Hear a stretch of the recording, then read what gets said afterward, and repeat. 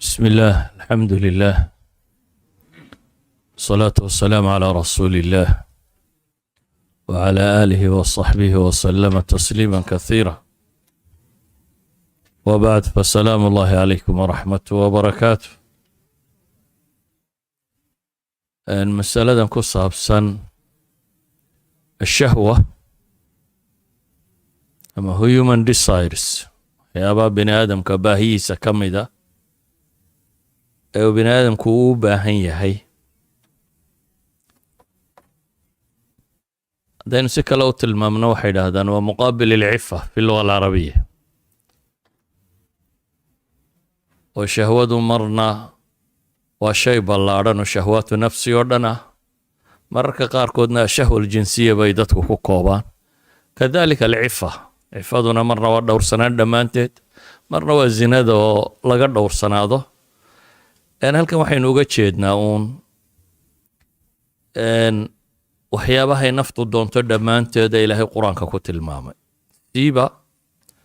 aayadda qur-aan fi suurati ali cimraan ilaahay ku tilmaamayo zuyina linnaasi xubu الشهوات من النساء والبنين والقناطير المقنطرة من الذهب والفضة والخيل المسومة والأنعام والحرث ذلك متاع الحياة الدنيا والله عنده حسن المآب. آيات التنوحي علماء يدهدان إلهي سبحانه وتعالى وحو كل ميي شنط شيء وعن سنباهيها بنا آدمك oo ay ka sii farcami karaan shahwaad kale oo tiro badan leh laakiin haddii la duuduubo bay yidhaahdeen shantan baa asalka ah ka ugu horeeya waa xubu nisaa waa kalgacalka la isu geliyey rag iyo dumarka dhexdooda ilaa xad uu nebigu ku tilmaamay calayhi salaatu wasalaam maa taraktu bacdii fitnatan adara cala alrijaali min annisaa gadaashay kama tegin buu nebigu yidhi wax kaga khatar badan rag dumar xidhiidhkooda wax ka khatar badan dhasha jacaylkeeda waa min alfitra abuurka ilaahay subxaanahu wa tacaala uu bini aadamka ku abuuray sidaa awgeed baa ilaahay wuxuu tilmaamaya in iyaduna mararka qaarkood xadkeeda dhaafi karto yaa ayuha aladiina aamanuu ina min aswaajikum wa awlaadikum caduwan lakum faxdaruuhum كصدحات آيات التلماميسو والقناطير المقنطرة من الذهب والفضة القناطير وجمع قنطار قنطار كان علماء قاركود وزني كمدا وحا أيكو تلمامان كوني الله بقولو مثقال كوني الله بقولو وقيادات قاركودنا وحدا وجمع الكثير المال الكثير حول التربضا المقنطرة أي المجمعة حولها التربضا ليلة أروريي الذهب يفضة ومال دمانتي بركة وواتو نبي وكت المامي عليه الصلاة والسلام شعيلك الله قبو حولها سي إنانو بنا آدم كوكافتو من انت وأبا هي إنو نسأكد قدقو إنو شعليه إلا حد النبي يقولي هدي بنا آدم كو هايستو واديا من ذهب ضوحا ذهب حتى هدو هايستو وحبادي الدون اللي هابو النبي يقولي ضوحا لباط وذهبه شعيلك الله قبا حولهنا ووحا كان بو كمدية مشاكلك قوة وين الدنيا ما انت ينكون والله واحد انا الجشع والهلع انت مالك قبطا سيدا اي منطي با كمدة بيلين بروبلما دا قوة وين الدنيا كجرة تدك حولها لي وانا السبب dagaalo badan oo maanta dunida ka jira u sababa oo dagaalada dunidu in badan waxay isu taagi waayeen dawladaha qaniga ah raba inay socdaan warshadaha hubka iyo raggan la iyo waxaan soo saara oo master dhaqaale uu yahay baan rabin dunidu inay nabad ka dhacdo waa iska hadal tiro dunida salaam caalami baa laga doonayaa cidina salaam ma rabto waa rag baan dantoodu ku jirin oo warshado iyo qalab u samaystay ay dhaqaale ku helaan qodobka afraad ee meesha ku qorani waa ziina alkhayl almusawwama fardaha ama tira waxay ka qabaan musawama saa'ima ah oo kuwa la raaca ah ama musawama ay almuzayana la qurxiyey ama musawama tii la suntay ee midabada kale jaadka lahayd saa doontaba u fasir ilaahay qur-aanka wuxuu ku tilmaamayaa walkhayla walbigaala walxamiira litarkabuuha waziina farduhu dee dunida waxay ka mid yihiin waxay dadka maalqabeennadii dhaqdaan oo ninku inuu hantileeyay tilmaamta ama qurux loo haysto waagii hore dee mala waaba la fuli jiraye iminka maanta markaan soo socday waxaan arkayay fardihii oo gaadhi lagu wado iyagaaba la raraa iminka oo quruxdeeda iyo orodkeeda iyo waxeeda iyadoo la ilaalinayo iyadaaba gawaadhi gaara loo sameeyo lagu raro ziinaduna dee maanta waa ogtiin fashionka iyo modelada iyo asyaadan iyo waxa kan iyo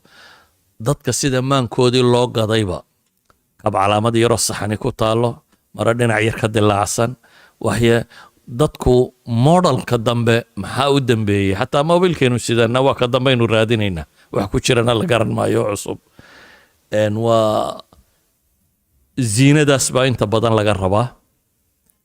ka shanaade meesha ku qoranina waa shahwat albatn alancaam walxarth wixii la cunayey ama xoola ahaa geel iyo lo iyo aadhiba wixii la cunayey xalash ahaa ama xarth beer iyo wixii ka soo baxaya walancaama khalaqahaa lakum fiiha dif'un wamanaafic waminha taakuluun walakum fiiha jamaalun xiina turiixuuna wa xiina tasraxuun waxay culammadu yidhaahdaan shantan shay ee suuraddani sheegtay bay yidhaahdaan waa usuuli shahwaat waa human desireka waxa ugu badan waxaase ka sii farcamaan shahwaad kale oo tiro badan oo meelo kale qur-aanku uu ku tilmaamayo su-aasha koowaad waxay tahay limaada awjadana allahu fiina ashahwa maxaa ilaahay inoogu abuurayba shahwaadka kan lowlaaha haddaan iyadu jirin dunidu ma socoteen waa linartaqi baadidoonka kuwan loogu jiro baa ayay noloshu ku salaysan tahay alinsaan biduuni shahwa laa yataxarak insaanku hadduu waxba uu baahan waayo sida dhagaxa uu noqdo laa yataxarak nolosha dhaqdhaqaaq kama jirayo inuu noloshu dhaqdhaqaaqdo waxa kan ilaahay inugu abuuray baa ka mida saa awgeed baa ilahay wuxuu ihi zuyina linnaas dadka waa loo qurxiyey yaa qurxiyey waxa xaqiiqa in ilaahay u qurxiyey ilaahay inuu u qurxiyey sida awgeed baa culammadu waxay tilmaamaan hadda casrigan dambe intii MRI-gan iyo waxa kan ay soo baxeen qaabkan magnetic formka ee maskaxda loo sawiri karo ee la sawiri karo hadba qofka biniaadamka maskaxdiisa qaybta functioningka ee markaa activeka ee jirta ilaa xad bay hadda qiyaasi karaan oo ay tilmaami karaan raniin maqnaatiisigaasi alwadiifiya ama MRI-ga aad tidhaahdaan ninku markuu gabadha arko xaggee kacda meelaha maskaxdiisa qaybo ka mid ah aada u shaqeeya xataa waxay tilmaamaan jirhkiisu ilaa 7 hormoonoo kale noocu soo daaya muudadka jirhka uu soo daayo ayuu soo daayaa waxay tilmaamaan maskaxdiisa qaybo ka mida baa active noqda xataa waxay idhaahdaan chromosomeska biniaadamka chromosoomka labaad baa ka warrama xidhiidhka ragga iyo labaatanaad ayaa tilmaamo bay leeyihiin xidhiidhka biniaadamka ragga iyo dumarka u dhexeeya waxay hadda sawiraan meelaha xubbiga caruurta iyo jacaylkeeda uu ku jiro ayay ka warramaan annawaati almutaki'a fi luga alcarabiya waxay ku yidhaahdaan oo qayb maskaxda ka mid ah waxa ay tilmaamaan maalka iyo nashwadiisa iyo jacaylkiisa qaybaha maskaxda biniaadamka ah idan waxaan leenahay maskaxdeennan ina saaran ayaa waxa kani programmed ku yihiin inuu qofka biniaadamka ahi uu baahidan qabo oo uu jecel yahay ilaa xad hadda la leeyahy waa la sawiri karaa dhul badanoo ka mid ah maskaxdaasi waxaan leenahay haddaba biniaadamku siduu ula dhaqmaa dadku waa 3 qaybood bay idhaahdaan qayb baahiyaha si canaankeeda u sii daysay tijaabisay inay ka dheregto baahiyaha inay buuxdhaafisoo dheregto laakiin ma suurtooda bay yidhaahdaan biniaadamku inuu marnaba ka dhergo kuwa naagaha iyo suuqa iyo dhankan kale ma dhergaan aadanuhu markuu fasaxay markii dambe wuu xooloobay dad iyo xoolaba wuxuu arka uu fuulay yani waxay leeyihiin xorriyadda bini aadamka waxa kan ma mamnuucan iyo adadeygana haddii dadka oo caadis ka noqon lahayd baahiduba iska dhammaan waxaas waxba kama jiraan in reality taariikhda waxay tilmaamaysaa bini aadamku mar kasta uu maalan qadiyadaasi fasaxo oo xadhigga loo jaro inay sii badato uun xad ay rag fuula iyo dumar fuula iyo waxaasoo dhan intay dhaafto xoolo la fuulo xad bay yidhahdaan ay dhaafto qofku markuu samayn kari waayo uu daawado markuu isagoo hawl gabo ay noqoto in aflaam iyo nooc kale oo uu isku dayo inuu jidhaan hadduu samayn kari waaye at least inuu jirkiisa inuu kicin karo oo aflaam ibaaxiya iyo kan xad bay gaadhay dacaaradu ay ka mid tahay dhowrka suuq ee dunida ugu lacag badan dadka waxaan ka shaqeeyaa tajaaraadka dunida ugu lacag badan leh xad bay keentay isticbaadaadkii dunida ka dhacee dadka la adoonsado ugu badani inay waxani sababaan caruur la adoonsado iyo dumar la adoonsado iyo dad la adoonsado liajli in ficladatan ay noqoto waxa la samaynayo idan ka dherig ma leh lidalik ayaa magaaziinkan maraykanka ee maxaa la yidhaha education week ka yidhaahdaan baa wuxuu qorayay maraykanka 9 sannadood waqti ku dhadhow yani 1991 up to 2000 waqtigaa yar ayaa waxay leeyihiin meelihii xumaa lagu samayn jiray waxa kan iskaga kaaleeya iskuullada iyo meesha wax lagu barto 290,000 oo ilmood baa ictidaa jinsiya lagu sameeyey almadaaris alxukuumiya idan waxay tilmaamaysaa marka canaanka loo sii daayo bini aadamku nooca uu noqdo dee ilaahayna qur-aanka wuxuu inooga warramayaa qoomam noocan oo la halaagay markii ay canaanka u sii daayeen waluutan id qaala liqowmihi ataatuuna alfaaxishata maa sabaqakum biha min axadin min alcaalamiin waa dadkii ugu horreeya waxa kan canaanka u sii daaya taariikhtan cusub aynu hadda haynaana dad yagii ka dambeeyey bamba mayaa la odhan jiray meeshii talyaaniga ku taalle fulkaanada ilaahay ku halaagay ee hadda markay qodeen iyagoo faaxishadii samaynayo dhagaxoobaa la soo saaray magaalo dhan oo faaxisho samaynaysa oo dhagaxaysan oo ilaahay halaagay qooma fircoon qooma luudkii hore maaha kuwan ka warramayna waa kuwa ka dambeeyey ilaahay wuxuu ku tilmaamaya innakum lata'tuuna alrijaala shahwatan min duuni nisaa laakiin ilaahay muxuu yidhi bal antum qowmun musrifuun dad xadgudbay baa tiin baa la yidhi israaf ku sameeyey xadgudub ku sameeyey wixii baahida ahaa aayad kale waa ka ilaahay ku tilmaamaya bal antum qowmun tajhaluun waluutan id qaala liqowmi ata'tuuna alfaaxishata wa antum tubsiruun ma idinkoo maan qaba oo harkayaa samaynaysaan baa la yidhi ainakum lata'tuuna alrijaala shahwatan min duuni nisaa bal antum qowmun tajhaluun baa ilaahay ku tilmaamay idan umamku waxyaabahay ku halaagsamaan bay ka mid tahay xataa taarikhyahanada badhay tilmaamaan cusuur alinxitaat albashariya marka ay dadku dumayaan waxyaabaha lagu qiyaasi jiray waxa ka mida bay tilmaamaan mar kasta oo aad aragta bay yidhahdeen duwalku inay nooca u janjeersadaan way burburi jireen walidaalika ba waxay ka warramaan matalan dowladdii romanisku markay sii baaba'aysay iyo waxaas iyo kale riwaayadihii ugu caansanaaye la daawanayay dumar qaawan oo la baratansiinayay ahaayeen yani waa riwaaya ummadiinta isugu timaada la daawanayo dumar qaawan oo la baratansiinaya wax la mida haddana waxay leedahay dacwo iyo ducaad iyo dad xuquuqda u dood iyo dad wada ilaahayna waa ka qur-aan ku leh wallahu yuriidu an yatuuba calaykum ay wallahu yuriidu tawbatakum ilaahay wuxuu doonayaa inuu idinka toobad aqbalo wa yuriidu aladiina yattabicuuna shahwaati an tamiiluu maylan cadiima baa ilaah yidhi kuwan shahwaadka daba socdaana waxay rabaan inaa weecasho aad u weyn sii weecataan baa ilaahay leeyahay aadamnimada inaa ka baxdaan marka ilaahay uu tilmaamayo qur'aanka dadka lumay wuxuu ku sifeeyey inta nebiye laga soo warramay ayaa ilaahay nebiyada gadaashood fii suurati maryam ambiya ilaahay ka warramaya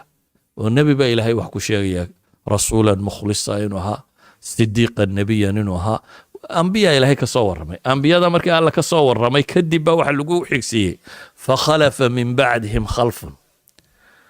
قولا دا قولا كلا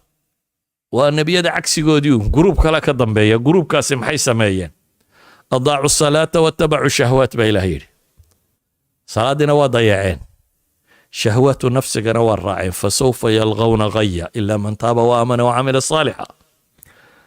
وديك جهنمي قليان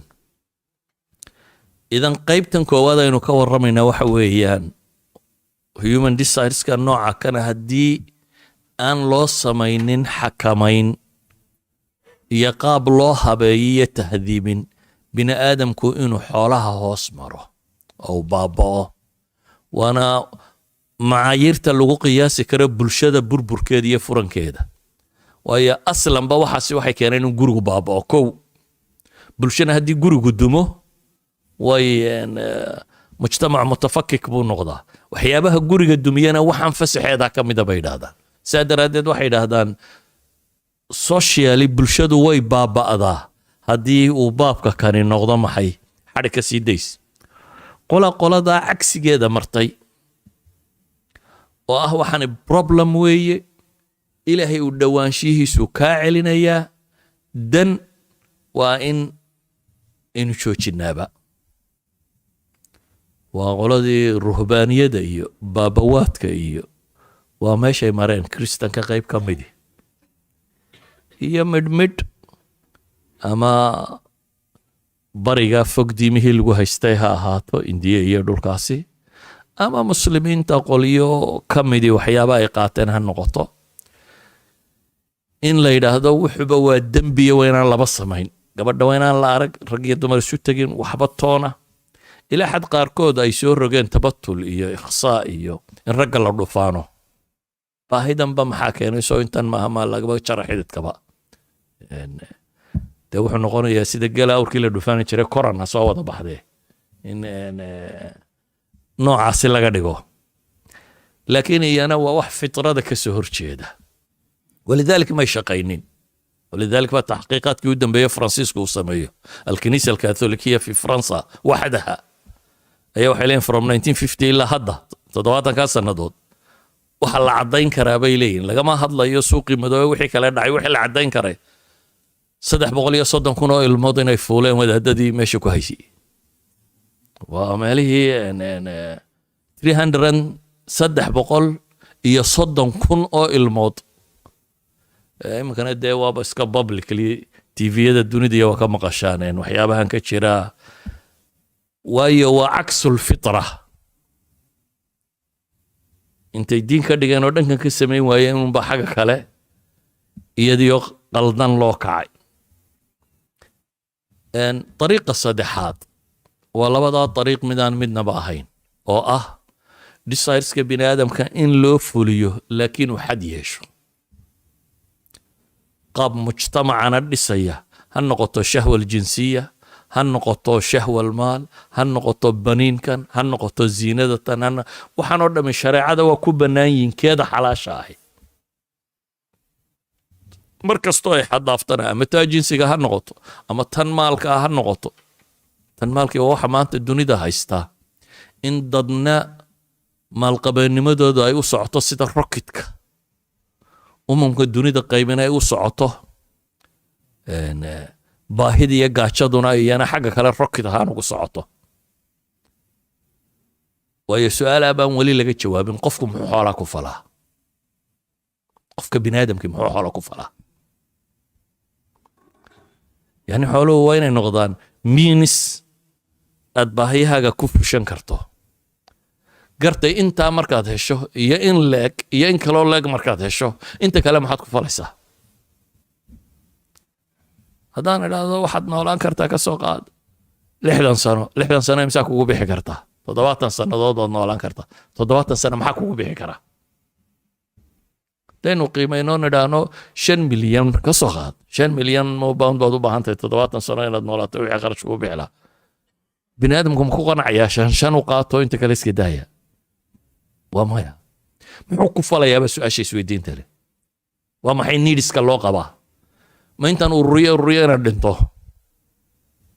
baahida aan u qabaa maxay tahay maal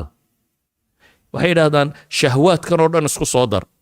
waa wasaa'ilu lxayaa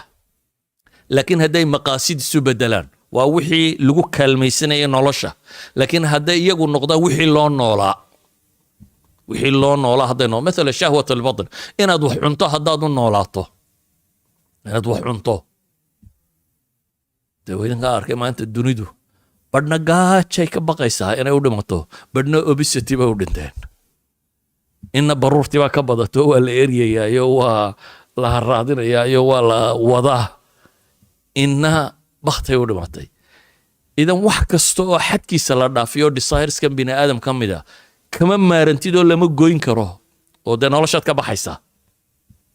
cunno kama maarantid haween kama maarantid caruur kama maarantid waxaan qur-aanku sheegaya kama maarantid laakiin hadday iyagu maqsad kuu noqdaan waxaad u nooshay hadday iyagu noqdaan waa markaasi markay dhibtu taagnaanayso saa daraaddeed saxaabadii qaar ka midaba xamaasadooday dabeetana waxay yidhaahdeen sow shahwaadkan maaha waxayna dawakiyey gurigii nebigay tageen calayhi salaatu wasalaam gurigiisi bay soo eegageen waa loo sheegay nebigu siduu u cibaadaysan jiray waa ka dabeetana si kale isu qanciyeen waxay idhahdeen war nabiga isaga ilaahay baa dembigiisii horiyo kiisii dambaba dhaafay innagu waxaynu u baahannahay tiro badan le inaynu samayno haddaba si ay taasi u dhacdo desireska waa inaynu joojinnaa mid baa wuxuu yidhi markaa anigu horta dumar iyo guurkoodba waa ka tegayaa naagba arki maayo mid kale isna wuxuu yidhi aniguna waxaan ka tegayaa cunno iyo habeen maalin oo dhanna waan soomanaan habeenna waan taagnaan waxyaabo noocaasi ah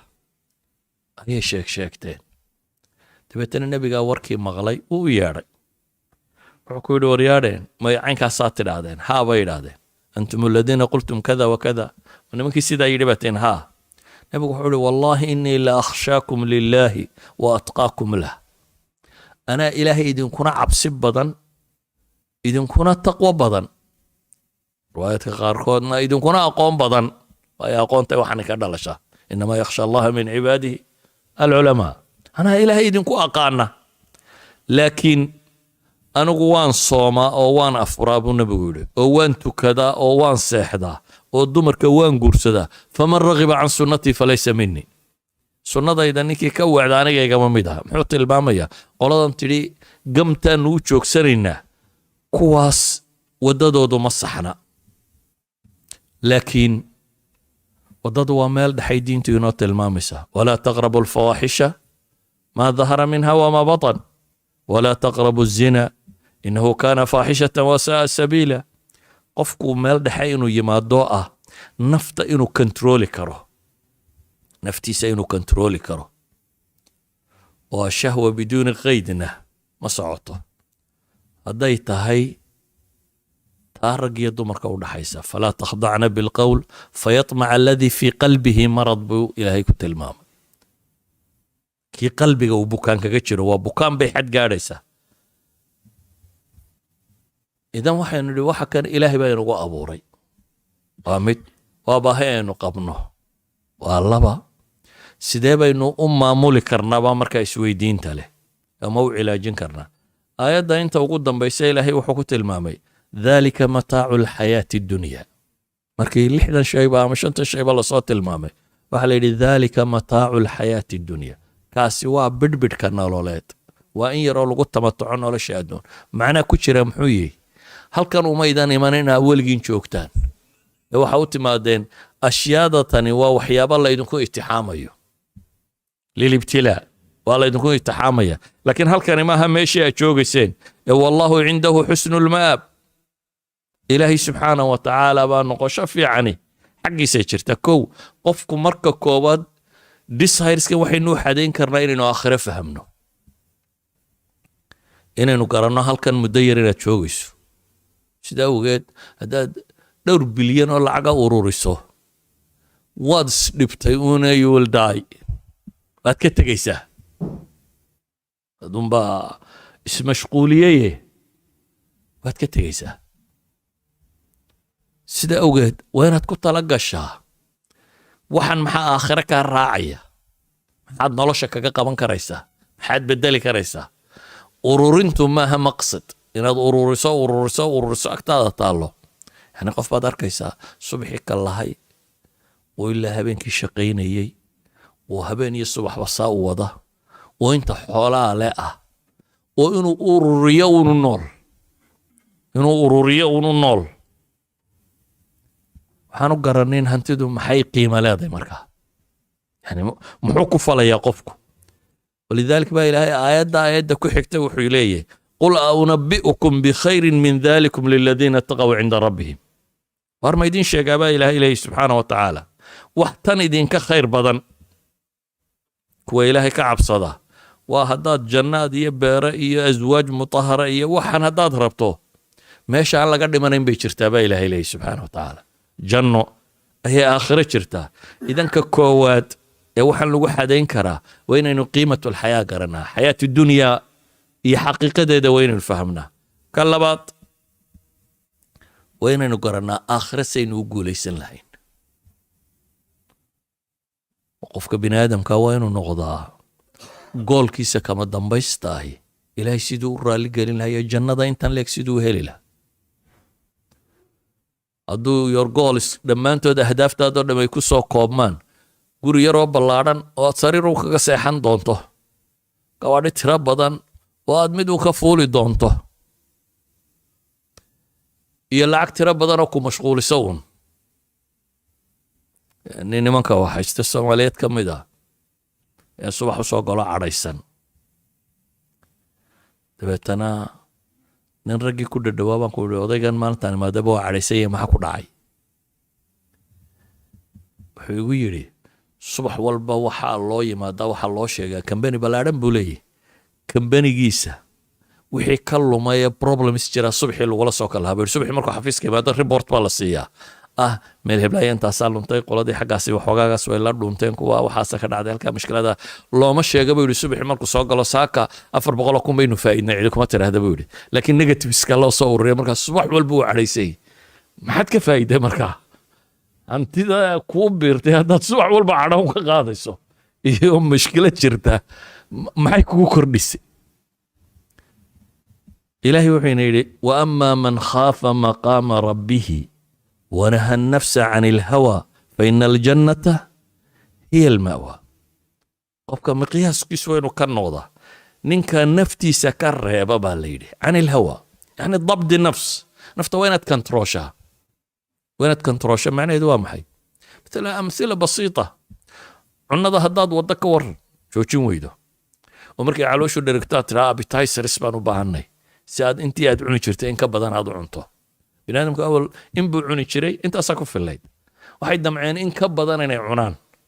si uu in ka badan u cuno ayaa loo fakaro waxa la yidhaha appetizers baa laga horraysiiyaa marka birima intaad cunnada weyn cunin appetizers cun shahiyada kuusii furtaa si aad u hunguri weynaato markaad dibirtaaba haddana la leeyahay may hadda waxaad u baahantahay digestionka inaad dedejiso wax daaca kaa keeno hore oo maxaad markii hore isu dabirinaysa maad markaagii hore macnaheed waxa weeyaan shahwatul batni baad inaad wax cuntaabaad qasti ka dhigtay iyadaad comfortable iyadaad mooday wax lagu raaxaysto sida awgeed baa waxay noqotay in marna loo raadiyo wax ku liqsiiya marna loo raadiyo wax maxay kaa dejiya hadhowna lagu yidhaahdo waxaad u baahantay si aad u caafimaaddo inaad orodo oo boodboodo oo intanusa marka inaad wax cuntaa haddaad controli weydo waxay keentay noloshaadoo dhan inay dhib ku noqoto dad controli weydo saa daraaddeed nafta bini aadamka waxaan waa wasaa'il inoogu talagalay inay nolosha ku fidoysano walidaalika mar hadday noocaa yihiin waxaynu u baahannahay koowaad waa dabdi nafs waa inaynu controli karno nafta inaad adigu hanato oad controli karto maxaad cunaysaa maxaad fuulaysaa maxaad dhaqanaysaa xaggaad u socotaa waa inaad waxaad garata noqoto saa awgeed baa ilaahay wuxuu leeyay war aakhire kuwa liibaanay wa amaa man khaafa maqaama rabbi ونهى النفس عن الهوى فإن الجنة هي المأوى ولذلك النبي عليه الصلاة والسلام حديث ابن حبان صار الشيخ الألباني الصحيح قلت الماما يوحولي وريانا ميدين كورماه مؤمنك هذا ومن أمنه الناس على أموالهم وأنفسهم بالنبي waa kay dadku naf iyo xooleba ku aamini karaan. muslimka ma idiin sheegaa waa qofka ay ka nabad galaan dadku carabkiisa iyo gacantiisa. markaasuu nebigu yidhi mujaahidka ma idiin sheegaa waa man jaahada nafsahu fii taacati illaah, waa qofka naftiisa kula dirira ilaahay taacadiisa. muhaajirka ma idiin sheegaa buu nebigu yidhi waa man hajara can alkhataaya wadunuub, waa qofka. idan wixii oo dhan wuxuu lagu soo koobay qof bini aadama noloshiisa siduu u kontrooli lahaa. oo iimaankiisii wax lagu sifeeyey inay dadku ku aamini kara qof ammaano leh inuu noqon karo. oo islaamnimadiisii waxa lagu sifeeyey qof dadku ka nabadgeli kara inuu noqon karo. oo jihaadkiisii waxa lagu sifeeyey qof naftiisa la dagaalami karo xadayn kara inuu noqdo. oo hijradiisii waxa lagu sifeeyey inuu noqdo maxay qof dunuubtiiya waxa kale ka fogaada. idan waxaan leenahay kow waa adduunka inaynu qiimihiisa garanno. adduunka inaynu qiimihiisa garanno. waa maxaynu u noollay intaynu meeshan joogayna maxaan u baahanahay. haddaad nafta iska sii dayso adduunkao dhan bay u baahantahy, kuma deeqayo. haddaad se si riyaliya u xisaabtanto waxaad cuntiyo waxaad cabtay iyo meela degtaad u baahantay daad sool. wax ka badan waa uun inaad magac ka raadiso. hebel waa bilyaneer in lagu yidhaha ama waa milyaneer ama lacag buu haystaa in lagu yidhaahdo waa magac ka raadinteeda badani. mararka qaarkood dadku wuxuu isugu sheekeeyaa hadday ma bataan waxan baan qaban lahaa hortaa jiraba laga waa markaa un bay lexjecladu kugu sii badanaysa. imika waxaad wada leedihin may anu haddaan xoolo heli lahaa kan baan samayn lahaa waxaas waa ammaanida dadka lagama fujiyo marka ay soo gasho, waayo kama gedisnin inta haysata. waa markaad faramarantay bay ammaanida tani ayaad is leedahay malaa kan iyo kan baad samayn lahayd. laakiin markay ku soo gasho in yaruunoo ilaahay xoreeyo mooyaane wuxuumaad ku biiri doontaa kuwa kan ururinaya. inuu la yidhahdo hebel waa bilyaneer ama waa milyaneer ama waa taajir weynun, yani magac ka raadiya. dadku hadday yihiin dadaanay maadadu qiimo agtooda ku lahayna magacana maad hesheen. dee mujtamaca kugu xeeran baa wuxuu u badan yahay inuu waxa kan wax weyn u arkayo. kaasi waa kow. qaybtiisa labaad waxa weeyaan inteeda xalaasha in lagu tamatuco. oo ilaahay wuxuu yidhi shahwatul farjigaasi oo kale waankixul ayaama minkum baa la yidhi wasaalixiina min cibaadikum wa imaa'ikum. kuwiina aan guur haysanin u guuriya. waxaa la yidhi kuwii waaye ee uun duruufaadku ay ku yara adkaadaana walyastacfif waa aayadda ku xigta walyastacfif aladiina laa yajiduuna nikaaxan xataa yugniyahum allahu min fadli. arrinku arri weyn maaha. ciddaanay markaa u suurtogelinna ha dhowrsanaata baa la yidhi. suuqa ha gasha lama odhanin. waxaa la yidhi ciddaanay markaa u suurtogelinna sidan baa saxda ah ha dhowrsanaato. shayga labaad aynu tilmaamayna waxa weeyaan shahwaatu nafsi lagu kontaroolaa inaynu ilaahay baryadiisa badino. oo nabiyullaahi yuusuf ilaahay qur-aanka wuxuu inoogu tilmaamay khatar la geliyey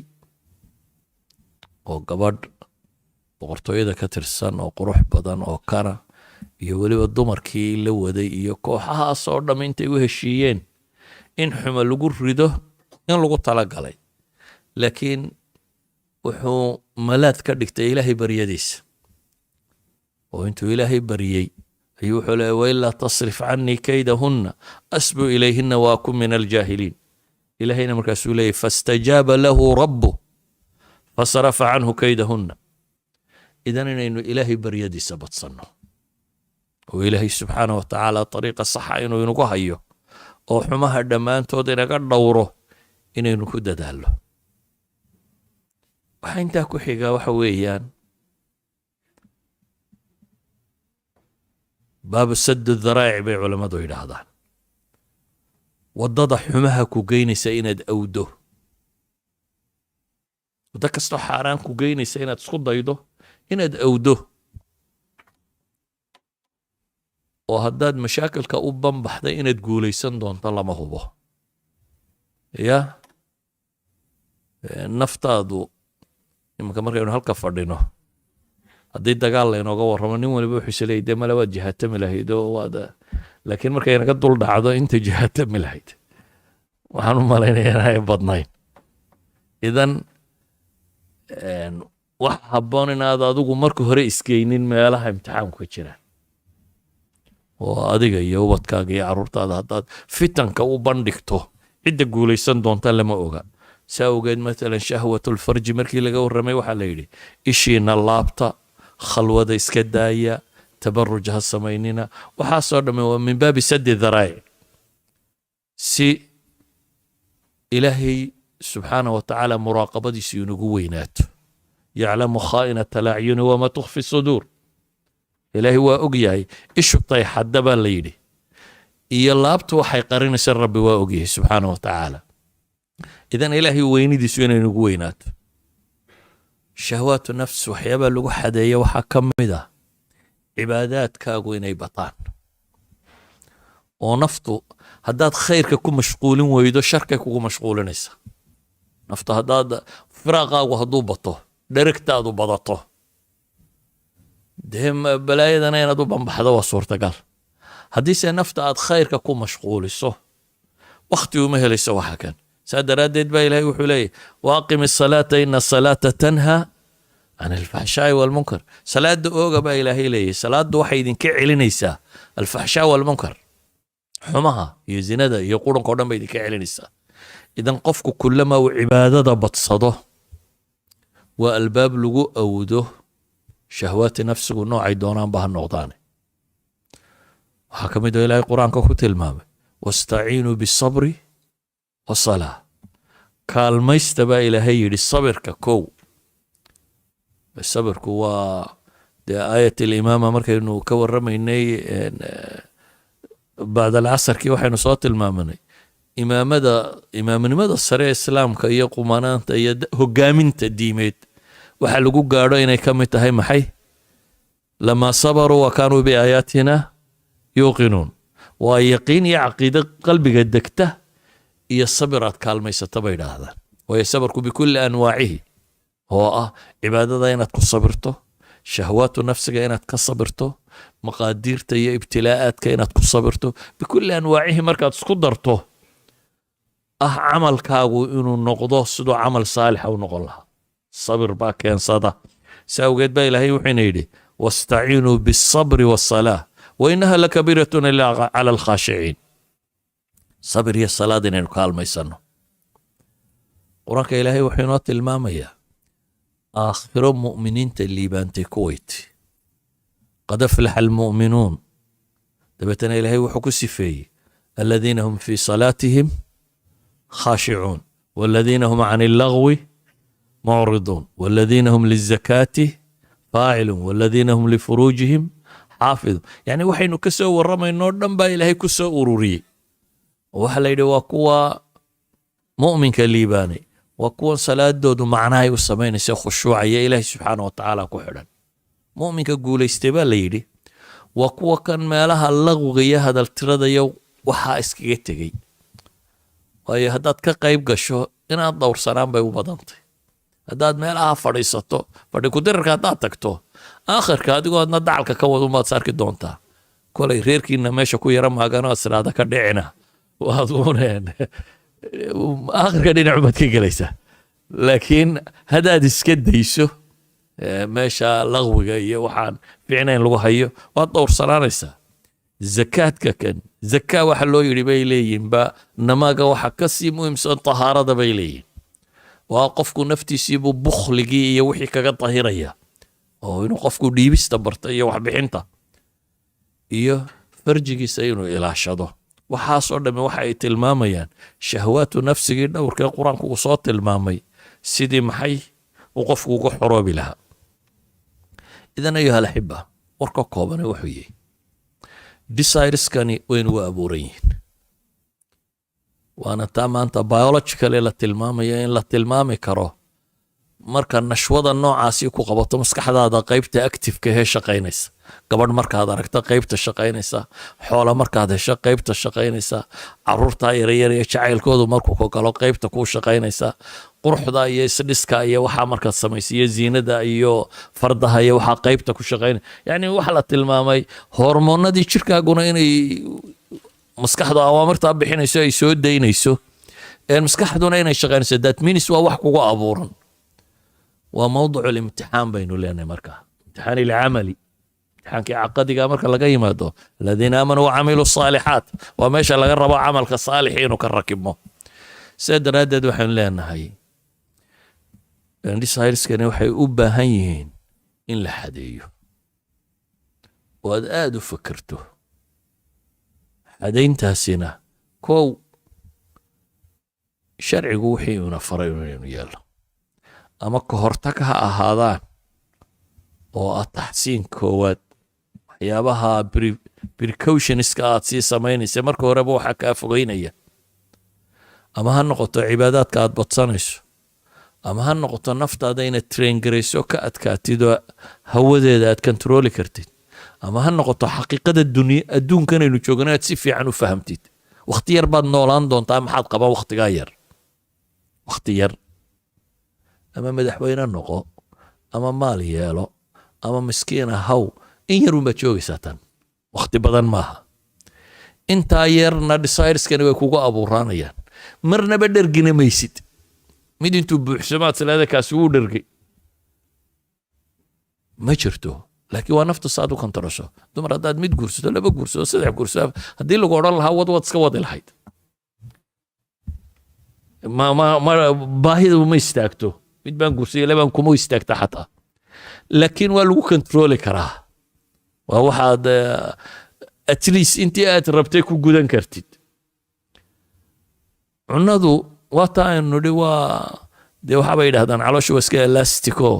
waa uun tatawasac way sii ballaaran kartaa adiga arkay dad la leeyahay gurigaa lagu jabiyo waxaa lagu soo saaray bini aadam oo lagu wado loo dalbado bahalladan wax qaada waa qof bini aadama ya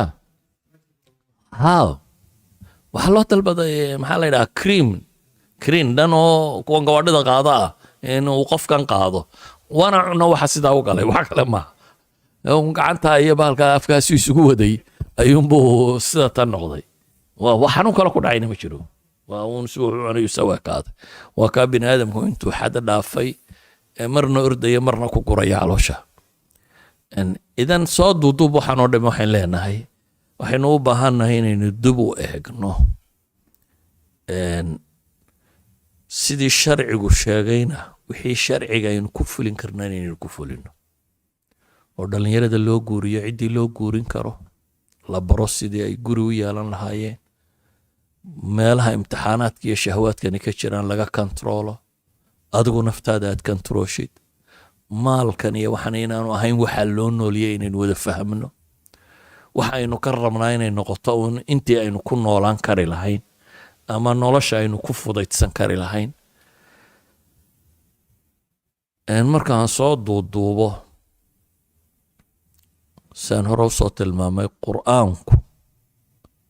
أي مشكلة إنها ستدوي مشكلة نفسانية هالنقطة أما ميد بلشيد هالنقطة أما ميد عقيدة هالنقطة وننزل من القرآن ما هو شفاء نولش وحي وباهنا يدوردن قرآن كاسبا إيا الدوينة لكن وحي نوباهنا قرآن كاين نسفي عنه فهمنا ومشاكل كما أنت الدنيا كتشرو أوردن إنها كما بدنا inaha kan kama badna inana waxaynu nimi meel intanba la isku itixaamo muqriyaadkeedii yaaliin hadday tahay shahwatuljins derbigaad ka soo wareegtaba waxaa kuugu yeedhaya iyo bahalkan yaraad jeebka ku sidatay iyo waxoo dhami waa wax nafta bini aadamkaa kicinayay u badan yihiin waxay ishaadu aragtaa saasay u badan yihiin hadday noqoto shahwatulmaal dadkan iyo classeska u samaysayn iyo tabaqaadkan iyo waxaan oo dhami dee dadku wuxuu struggle ugu jiraa siduu dabaqadan uu ku jiro uga bixi lahaa dabaqada ka guriga ballaaran waxa laga yaabaa guri yar inaad ku jirto struggle-kaa koowaad waa guri ka weyn si aad u degi lahayd hadhowna waa guryaha noocaasa si aad u degi lahayd gaadhada wata hadhowna waa helicopter saad u wadan lahayd adigoo bahanna waad dhimanaysaa uun haddii aan dhergin ayuu manad ka tegi doontaa idan waxaan leenahay war waxa kan lagama dherge aan baranna sida loo kontroolo oo lagu kontroolana wixii sharcigu uu sheegay ee ilaahay kitaabkiisa iyo sunnada nebigu ay inoo tilmaamtay intaasaan kusoo koobayaa صلى الله على محمد وعلى آله وصحبه وسلم والحمد لله رب العالمين.